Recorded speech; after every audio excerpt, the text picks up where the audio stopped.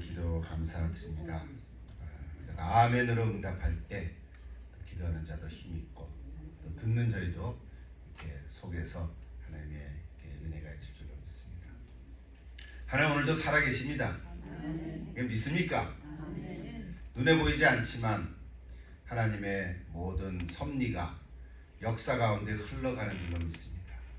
역사는 너무 커서 우리가 모를 수 있지만 그러나 한 사람 한 사람의 개인의 인생의 생사화복도 하나님이 주관하시는 줄로 믿습니다. 오늘도 예배드리러 오는 여러분 한 분 한 분의 삶 가운데 또 올 가정의 달은 지났지만 여러분의 자녀 가운데 정말 하나님의 놀라우신 그 섭리와 은혜가 계속 충만하기를 다시 한번 축복드립니다. 이제 다시 요한계시록 말씀을 시작하는데요. 오늘 8장부터 시작인데 지난 한 달 동안 쉬었는데 다시 이렇게 시동을 걸려니까 뭔가 좀 필요합니다. 그래서 여러분 주보 사이에 이렇게 저 요한계시록 전체적인 구조를 잠깐 소개했습니다. 이거를 설교 시간 때 하려니까 너무 시간이 많이 가고 좀 재미없는 수도 있기 때문에 여러분 주보 사이에 끼어 있는 거를 한번 눈여겨보시고 앞으로 진행되는 과정들을 조금 알면 그때 말씀에 도움이 되는 줄로 믿습니다. 지금 내가 어디에 와 있는가 그걸 전체적으로 알면 좋겠죠. 우리 지난 몇 개월 동안 요한계시록 1장부터 시작을 했습니다. 요한 자신을 소개하고 예수 그리스도의 모습을 우리 1장에서 찾아보았습니다. 그리고 2장과 3장에서 7 교회에 주시는 그리스도의 계시의 메시지들을 저희가 들었습니다. 그리고 놀랍게도 4장과 5장을 통해서 하늘 보좌에서 드려지는 모습, 우리가 오늘도 찬양했지만 그 보좌에서 일어나는 놀라운 하나님을 찬양하고 모든 존재들이 경배하는 모습을 우리가 찾아봤습니다. 그리고 이제 6장부터 시작해서 16장까지 7인, 7나팔, 7대접. 우리가 보통 이거를 재앙이라 그러는데 사실은 재앙이건 재앙이지만 왜 이 말씀을 하시는지를 우리가 분명히 알아야 계시록 전체의 흐름을 우리가 이해할 수 있겠습니다. 그리고 중간중간에 삽입돼서 우리에게 주시는 계시의 말씀들이 오히려 우리에게 더 큰 은혜가 됩니다. 그것을 여러분 놓치지 마시고 지금 어디에서 무슨 말씀을 하는지를 정확하게 알면 이렇게 계시록 전체 흐름을 좀 도움이 될 줄로 믿습니다. 오늘은 8장 1절이니까 이제 나팔 재앙이 시작이 되는데요. 시작되기 바로 전 그 말씀, 오늘 1절부터 5절까지 말씀을 나누는데 그 후에 계속되는 말씀들입니다. 여러분들 그 흐름을 쭉 보시면 도움이 될 건데요. 한 가지, 성경에는 5번째 나팔을 부를 때 그것을 첫 번째 화라고 하는 표현을 씁니다. 두 번째 화도 있고 세 번째 화도 있는데요. 그 부분들을 여러분 같이 연결해서 보면 좋을 것 같습니다. 그리고 마지막 대접재앙이 15장과 16절에 나와 있고, 그리고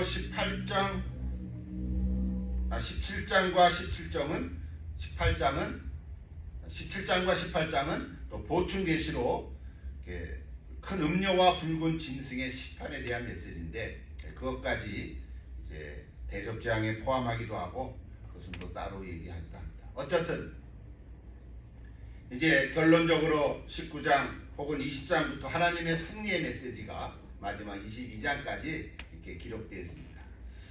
이 부분만 읽으면 참 좋겠죠. 여러분은 과정 속에 우리 계시록 전체의 흐름을 잘 이해를 하면 좋을 것 같습니다. 그만큼 설명하면 다 이해가 되겠죠? 예. 앞으로 잘 매주마다 선포되는 말씀의 흐름을 여러분 그 주보 사이에 성경책 사이에 잘 껴놓으시고 이렇게 또 읽어가면 좋을 것 같습니다. 우리 매 성경이 보니까 7월 1일부터 또 요한계시록을 읽기 시작합니다. 그래서 매일 성경을 통해서도 또 참고로 나중에 또 추가로 이렇게 보면 좋을 것 같습니다. 잠깐 한번 기도하십니다. 아버지 하나님, 부족한 저를 통해서 늘 하나님의 말씀을 선포하는 이 시간 참 두렵고 떨리는 마음이 있지만 하나님께서 허락하신 말씀을 대언할 때 제 입술을 주장하시고 또 듣는 우리 온 성도 한 분 한 분의 심령을 성령님께서 열어주셔서 사람의 말로 받지 아니하고 오늘도 하나님의 말씀을 기초로 선포되는 하나님의 말씀이 주님의 말씀이 돼서 우리 한 사람 한 사람이 내게 주시는 말씀으로 받아들이고 순종하며 적용할 때 새로운 변화가 일어날 줄로 믿사오니 오늘도 함께하여 주시옵소서. 예수님 이름으로 기도합니다. 아멘. 오늘도 살아계신 하나님께서는 온 세계에 흩어져 있는 모든 그리스도인들과 함께 하십니다. 그리스도인뿐만 아니라 모든 사람에게도 하나님은 관심을 갖고는 계십니다. 그러나 무엇보다도 하나님의 자녀에게도 관심 있는 것은 분명합니다. 특별히 이 세상의 악과 싸우고 있는 성도들에게는 더욱 그러하십니다. 세상의 악과 직접적으로 또는 간접적으로 싸우고 있는 우리 성도들에게는 하나님께서 그 사랑과 공의로 역사하고 계십니다. 그런데 겉으로 보기에는 문제는 하나님께서 안 보이시는 것 같다는 사실, 마치 침묵하고 계신 것 같다는 거예요. 그러니까 하나님이 이렇게 어떤 형상으로 나타나셔서 우리와 함께 하시는 모습이 있으면 참 좋겠는데 성경은 그렇게 말을 하는데 우리의 보는 것은 그 빛이 없다는 거예요. 마치 하나님은 침묵하고 계시는 것 같다는 사실. 근데 여러분, 하나님은 침묵하고 계시는 것 같지만 실제로 하나님의 침묵은 하나님의 부재도 아니고 묵인도 아니십니다. 우리 하나님의 침묵은 성도들의 기도를 들으시기 위함입니다. 그래서 오늘 제목이 하나님의 침묵과 성도의 기도. 오늘 성경 보니까 7째 봉인을 떼었을 때 반 시간 정도 하늘에서는 침묵이 흘렀다 그랬습니다. 여러분 30분이라는 말이 아니라 짧은 시간이라는 의미죠. 근데 그 침묵 가운데 다른 한 천사가 향로를 가지고 하나님의 제단 앞으로 나왔습니다. 그 천사는 그리스도인의 기도와 향을 섞어서 이제 제단에 가지고 온 불을 합쳤습니다.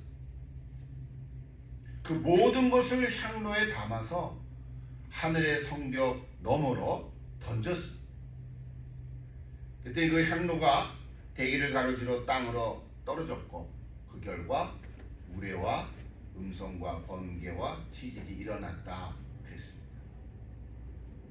그래서 오늘 사도 요한이 본 환상입니다. 오늘 8장 1절부터 5절의 말씀 그대로입니다. 말씀 준비하면서 과연 이 환상이 뭘까? 이 말씀을 어떻게 받아들여야 될까? 몇 번 읽고 또 읽어봐도요, 그냥 성경 자체로는 그 구절에서 멈춰버리고 말더라고요.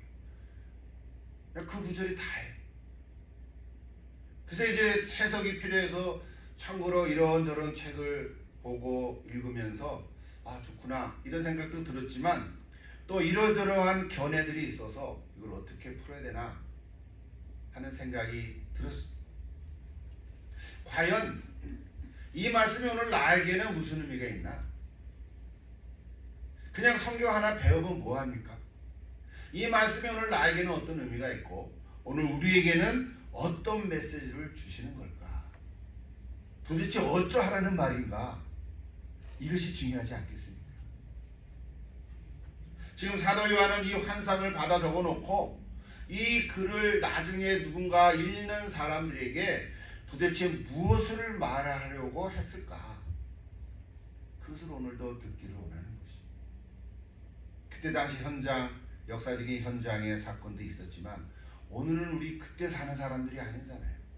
오늘 21세기에 사는 오늘 저와 여러분에게 이 말씀이 나한테는 어떤 메시지를 줄까? 이것이 오늘 들어야 할 말씀인 줄로 믿습니다. 여러분 좀 돌아가서 사도 요한의 상황을 우리는 어느 정도 알고 있습니다. 여러분 요한계시록 1장을 다시 가보면 저렇게 써 있습니다. 1장 9절과 10절에 보면 나 요한은 너의 형제의 예수의 환난과 나라와 참음에 동참하는 자라. 그러면서 하나님의 말씀과 예수를 증언하였으므로 말미암아 반모라 하는 섬에 있었더니 그랬죠. 잘 아시죠? 요한이 지금 반모섬에 갇힌 거죠. 근데 주의 날에 내가 성령에 감동되어 그래서 나는 소리를 들었다. 요한은 지금 반모sob에 유배를 당한 것입니다. 여러분 생각해 보십시오. 유배를 당했다는 것은 뭐죠? 고립되었다는 거예요. 어느 누구의 도움도 받을 수 없고 어느 누구의 위안도 누릴 수가 없습니다. 로마 관료의 명령을 따를 수밖에 없는 죄수의 몸이었죠. 법관이 후들은 편대로 그의 자유는 사라져버린 상태였습니다. 그래서 그 유배란, 오늘 저와 여러분이 유배를 당한 경험이 혹시 있습니까? 한 번도 없어 보이잖아요. 근데 여러분, 유배란 인간의 가장 약한, 즉 무력감을 경험하게 하는 가장 악한 형벌 중에 하나입니다. 그냥 총으로 쏴 죽이거나 그냥 어떻게 그냥 곧바로 죽여버리면 고통스럽지만 그는 그냥 끝나는 일이잖아요. 근데 유배는 아주 인간을 무력화시키는 요. 그동안 열정적으로 살았던 일을 더 이상 할 수가 없고요. 사랑하던 사람들과의 만남과 대화를 더 이상 가질 수도 없고, 또 믿는 자의 식구들과 함께 성찬도 같이 나눌 수가 없습니다. 나그네에게 냉수한 것을 건네줄 수도 없고 병든 자를 방문해서 기도할 수도 없습니다. 여러분, 유배란 외로운 것도 있지만 무력감을 경험하게 해요. 그래서 고대 이스라엘에서 행한 최악의 형벌이 유배였다 그래요. 그러니까 추방해서 유배하는 거죠. 가족과 신앙 공동체와 분리시키는 가장 잔인한 판결인 거예요. 그래서 실제로 하나님께서는 이스라엘 나라를 가장 험한 판결을 한 것이 바로 바벨론으로 유배를 보낸 것입니다. 유배는 사람의 자유를 빼앗아 가버립니다. 지금 요한은 그런 상황에 처해 있습니다. 로마가 이 사도 요한에게 유배를 한 것은 누가 그 고삐를 쥐고 있는지를 보여주고 있다는 거예요. 너는 아무것도 아니야. 너는 아무것도 할 수가 없는 존재야. 너가 하나님을 믿는다고, 너가 예수를 전한다고, 너는 아무것도 할 수 없는 나약하고 무력한 존재야 하는 것을 느끼게 하는 거예요. 근데 여러분, 그런 상황 속에 있는 요한에게 오늘 10절에 보면 주의 날에, 저것도 우리가 많은 얘기를 할 수 있겠지만 그냥 주님의 날에, 마치 오늘 우리 주님의 날에, 예배 드리는 날에, 부활하신 날에 그렇게 이해하면 돼요. 주의 날에 내가 성령에 감동되었다. 여러분, 이렇게 우리가 편안하게 앉아서 예배 드리는 이 날이 아니고요. 유배란 얘기를 지금 잠깐 몇 번 했는데 그런 상황 속에 있는 요한에게 주의 성령이 임했다는 거예요. 이미 성령이 계시지만 감동이 됐다. 이거는 아무런 희망이 없는 상태에서 놀라운 방법으로 하나님의 역사를 체험한 사건이에요. 성령의 만남을 성령의 감동으로 체험한 사건이에요.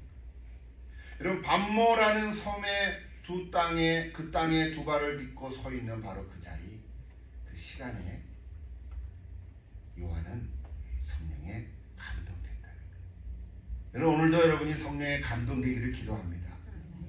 네. 이건 어떻게 역사하시는지 저는 알 길이 없습니다. 성령님께서 우리와 함께 하신다는 말을 할 뿐이에요. 문자적으로 이 말을 번역하면 내가 영 안에 있었다, 그런 뜻이라고요. 성령에 감동됐다는 말은 내가 영 안에 있다. 이것도 좀 추상적인 단어지요. 내가 영 안에 있다, 성령 안에 있다.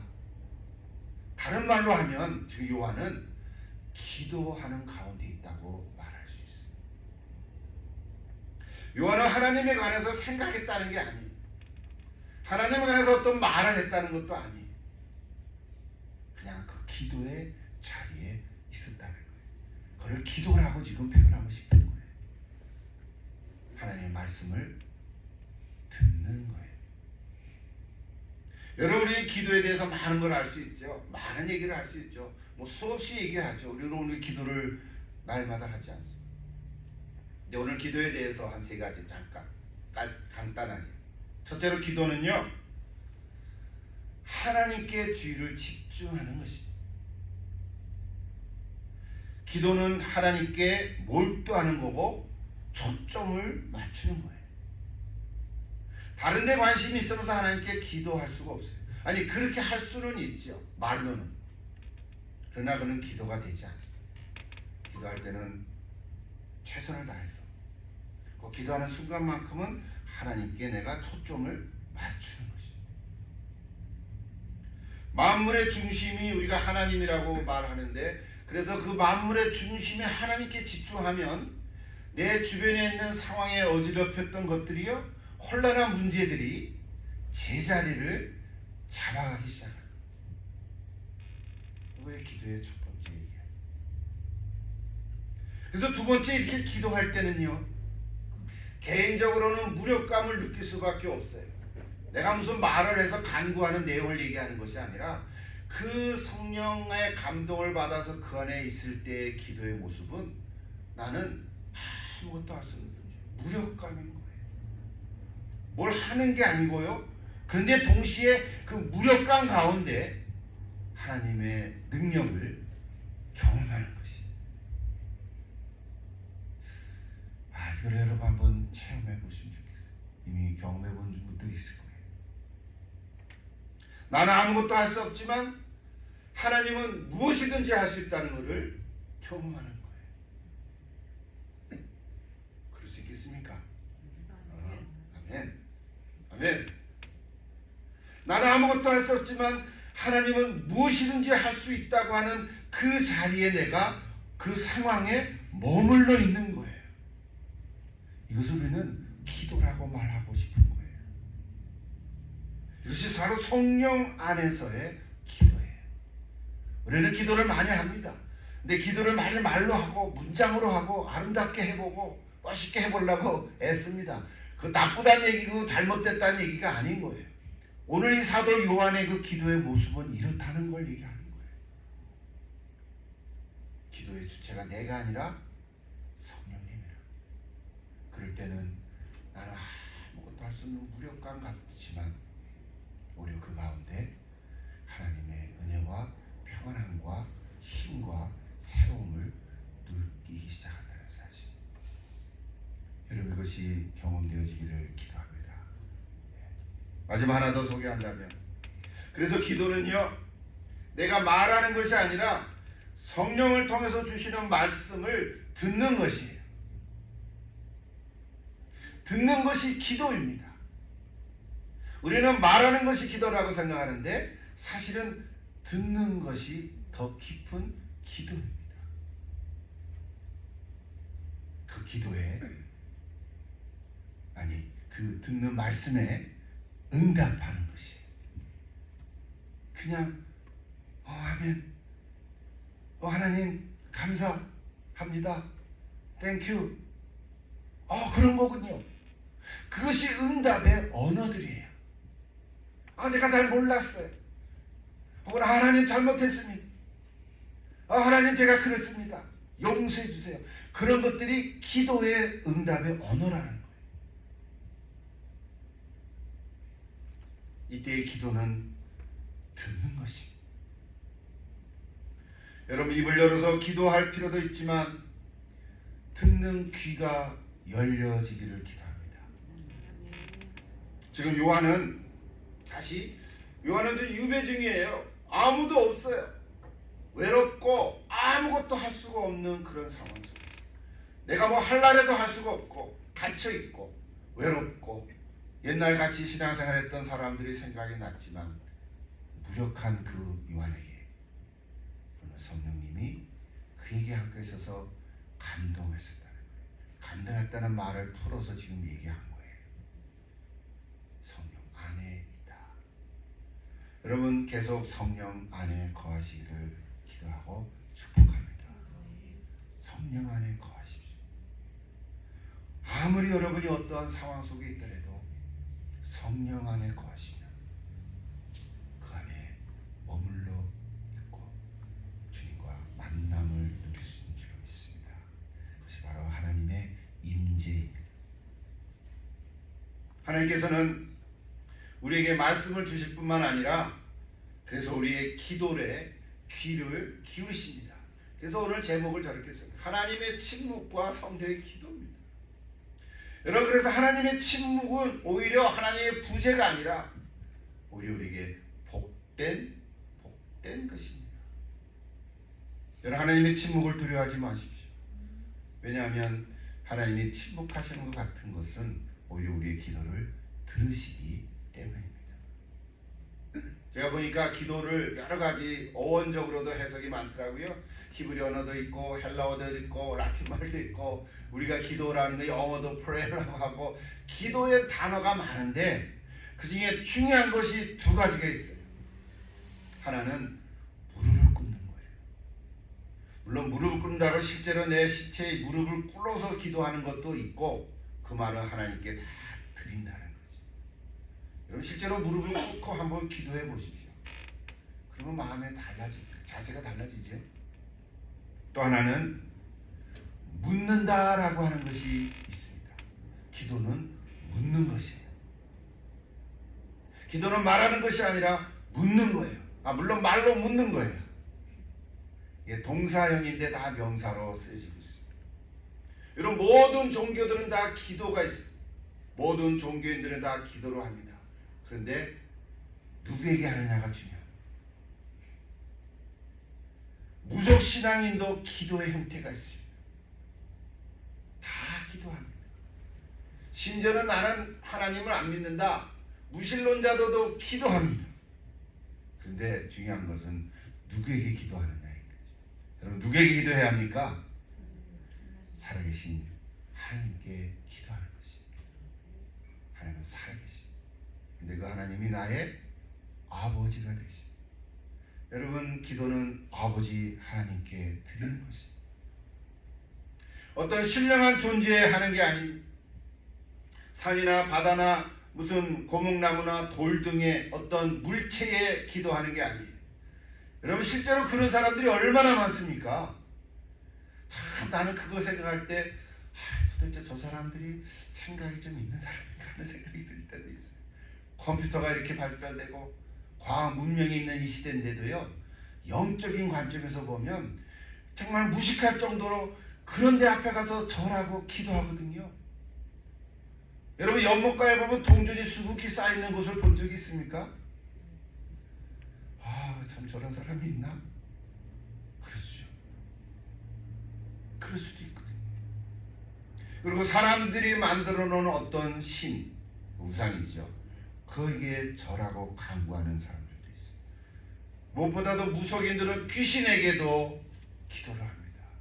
귀신은 또 그 기도를 잘 들어주거든요. 썩이는 거죠. 우리 일상생활 가운데 무속신앙이 얼마나 많이 번져있는지 모릅니다. 우리 예수 믿는 사람도 잘못되면 무속신앙, 말은 그렇게 안 하지요. 샤머니즘에 속해 있는 경우도 혹 있을 수 있거든요. 우리는 하나님의 말씀을 잘 분별해야 할 필요가 있습니다. 다시 우리는 살아계신 하나님 아버지께 기도하는 사람들입니다. 그래서 그리스도인 중에 독특한 중에 하나가 바로 하나님께 묻는 것입니다. 이것이 기도의 핵심입니다. 여러분, 하나님께 물으십시오. 자꾸 물어보십시오. 내가 기도할 때 말을 하지만 그냥 자꾸 아버지께 물어보십시오. 여러분의 질문들이 있을 때 아버지께 물어보십시오. 묻는 기도를 해보십시오. 아버지, 이런 상황에서는 어떻게 해야 좋겠습니까? 이 문제를 어떻게 해결하면 좋겠습니까? 왜 이런 일들이 일어났습니까?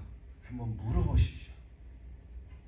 그 내용들은 여러분의 상황에, 또 여러분의 가정 환경, 여러분의 일터 환경, 여러분 개인의 인생 여정에 다 다양하게 있겠죠. 여러분의 삶의 그 이야기들을 아버지께 물어보십시오. 그 뭔가 답을 해주시지 않겠습니까? 곧바로 답해주는 경우도 있지만 오래 걸리는 경우도 있습니다. 왜 하나님 내 이 기도는 응답이 안 됩니까? 왜 나는 이렇게 살아갈 수밖에 없습니까? 왜 나는 이런 모양입니까? 물어보시라는 말이죠. 한번 물어보십시오. 저한테 묻지 말고 아버지께 물어보십시오. 그리고 답을 기다려보십시오. 하나님께서는 반드시 응답해 주실 것입니다. 시간이 걸리면 인내가 필요합니다. 제가 어떤 글을 읽다가 기도 응답은 그곳에 없습니다 하는 글이 있어서 봤는데요.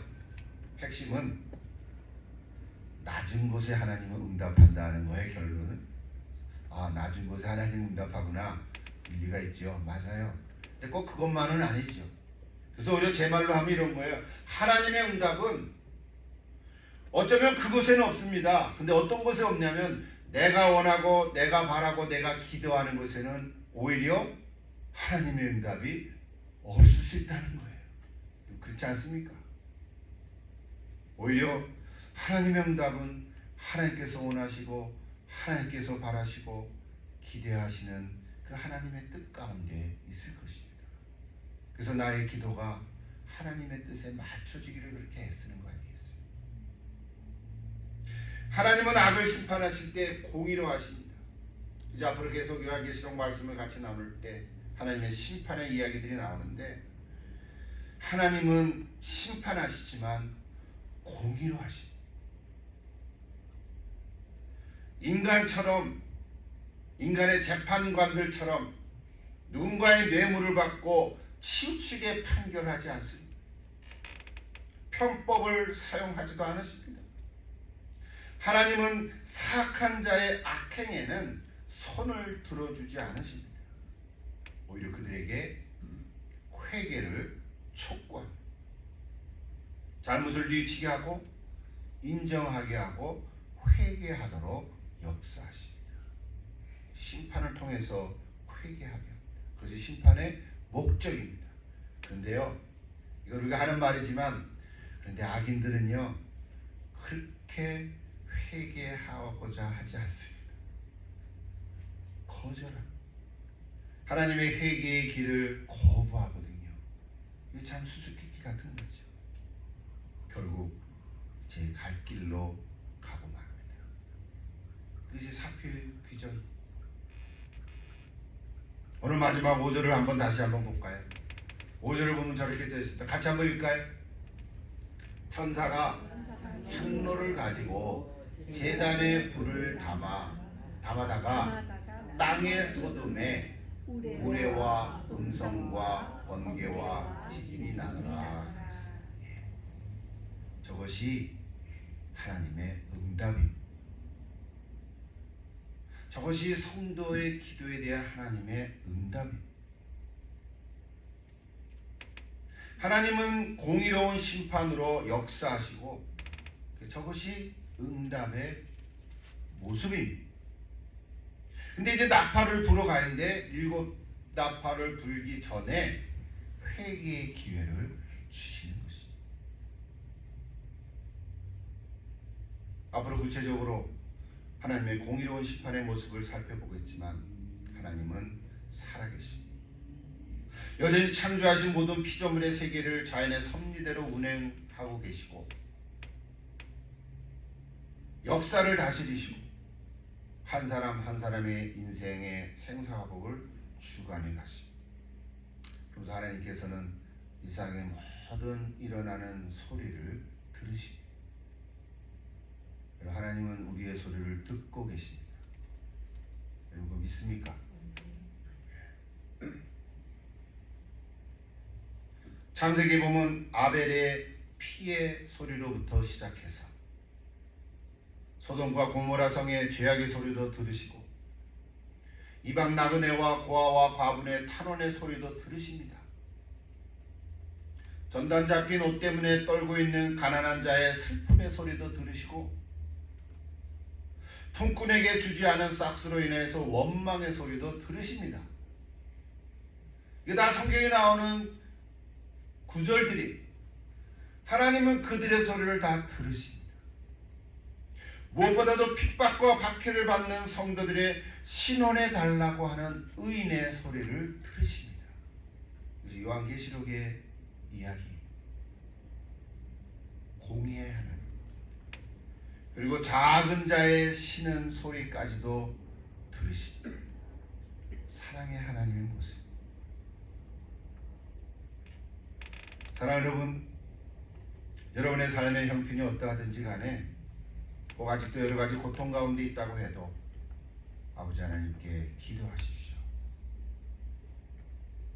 그리고 수시로 성령 안에서 기도의 경험을 누리십시오. 하나님께서는 자녀로 삼으신 저와 여러분의 기도를 들으십니다. 하나님의 때에 하나님의 방법으로 응답하심을 믿고 인내로 기다리십시오. 절대로 낙심하거나 포기하지 마시고 반드시 하나님께서 역사할 줄로 믿고 끝까지 견디고 바라십시오. 반드시 하나님께서 역사할 줄로 믿습니다. 혹시는 내가 이 세상을 떠난 이후에 응답될 기도도 있을 수 있습니다. 내가 그 응답을 보지 못할 수도 있습니다. 그럼에도 불구하고 여러분 계속해서 기도하십시오. 우리 아까 불렀던 찬양처럼 마음이 지쳐서 기도할 수 없고 눈물이 빗물처럼 흘러내릴 때에도 주님 우리의 연약함을 아십니다. 홀로 외로워서 마음이 무너질 때에도 누군가 날 위해 중보로 기도하심으로 우리를 회복해 주십니다. 이것이 중보기도의 힘. 여러분, 나를 위해서도 기도하지만 또 다른 사람들 위해서 중보로 기도하십시오. 혹시 여전히 응답되지 않는 것일 것 같지만 그래서 믿음을 가지고 인내로 기도하면 그 하나님의 때에 반드시 역사하실 줄로 믿습니다. 여러분, 주님만을 바라보시기를 바랍니다. 주님만 바라보십시오. 언제나 사랑의 눈으로 나를 바라보시는 주님만 바라보십시오. 허공을 바라보는 게 아니라 나를 바라보시는 그 주님의 사랑의 눈을 맞추며 주님을 바라보라는 거예요. 그러면 주님만 바라보십시오. 그럼 나의 삶의 상황이 보이지 않을 줄로 믿습니다. 그래 참된 기쁨과 평안과 행복이 넘칠 것입니다. 나의 작은 신음에도 귀를 기울이시는 그 주님만 바라보십시오. 어떤 상황 속에 있든지